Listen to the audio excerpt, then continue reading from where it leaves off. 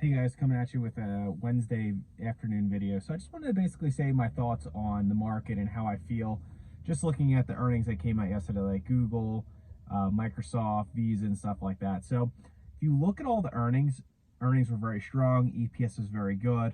Market's just being very picky. It really didn't make sense for really any of those three companies to go down. Obviously, midday today, we're going through a crazy pullback. And I think it's really just fear that people think the Fed has more work to do. I don't think that's true. I mean, if you count in how restrictive everything is right now, even though the Fed's fund rate is at 5.5, they're done. And it really more likely feels like the pain is around like 7%. So if you look at, we're really tightening because if you look at inflation right now, what is it, 3.5 or 3.8? So there's a beta of 3% basically there of a difference between even 5.5 or 7, however you want to value how tight we are right now. Home sales have been crashing. The home report came out today, and it beat expectations of people still buying homes. I really think consumers are making a real big mistake here where they're saying, oh, we're going to get ARM loans, or oh, we'll refi in a year or 6 months. We'll just get through this tough time. I really think that's a mistake because you don't really want to bank on that because the Fed keeps saying we're going to stay higher for longer. I do think they are not lying at this point, but I do think come wintertime or spring, something will break in the market and the Fed's going to be forced to quantitative ease. They're going to cut rates. I mean, even dropping at 50 basis points or a full point is going to be massive for the economy, massive stimulation, massive for the market. Rates will be cheaper. People are going to refi. People are going to have more money. So I feel like Jerome Powell has it in the bag, and I know a lot of people aren't saying that, but I think he knows he has full control of the market. People are convinced that we're going into a recession in 24, just like they thought in 23.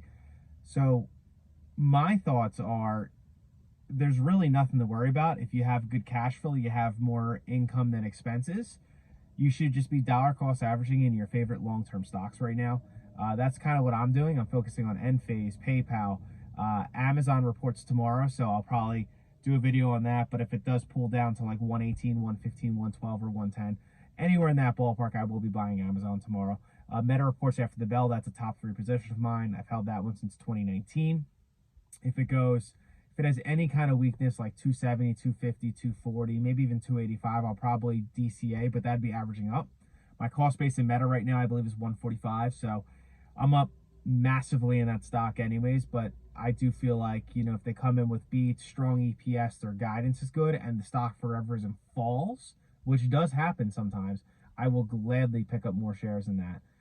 The 20-year Treasury bond, the 3 leverage inverse ETF, ticker TMF, it is at basically all-time lows within recent couple years. So the 20-year Treasury is now over 5.25, which brings it back to 2004. That's the last time we really hit these levels, which is crazy.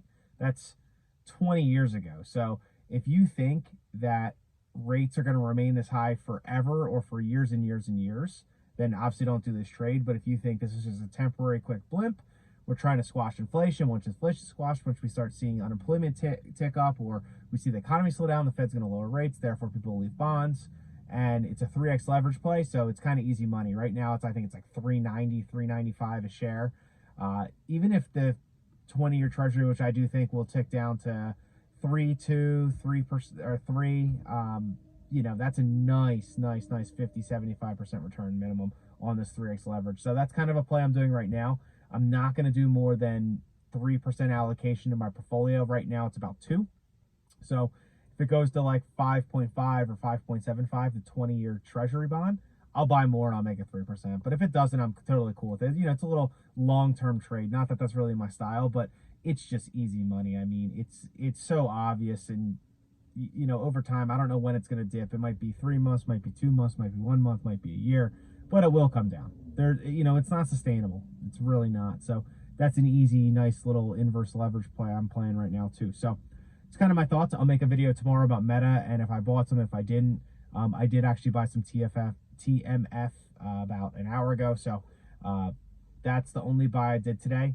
But I have cash on the sideline. I'm ready to go. And yeah, I'll let you know tomorrow. I'm trying to get to 1,000 subs by the end of the year. So if you guys hit the subscribe button, let me know in the comments what you guys are buying right now, or if you're cash on the sideline, if you're shorting.